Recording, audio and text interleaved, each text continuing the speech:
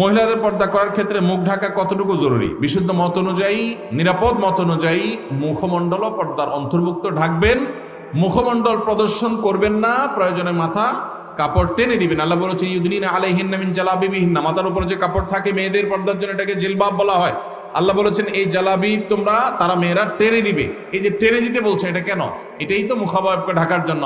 আম্মা জানা আয়েশা রাদিয়াল্লাহু তাআলা বলেছেন হজের সময় আমি যখন নবীজি সাল্লাল্লাহু আলাইহি ওয়াসাল্লামের সাথে হজ করেছি, সেই বছর আমি ইহরামরত অবস্থায় মেয়েদের জন্য মুখ উন্মুক্ত রাখতাম। যখনই কোনো পুরুষ চোখের এরিয়াতে চলে আসতো তখন আমি কাপড় টেনে দিতাম। এখান থেকে বোঝা যায় তারাও মেয়েদের চেহারার পর্দা করতেন। এটাই হলো অধিকতর বিশুদ্ধ এবং অধিকতর আপনার নিরাপদ মত।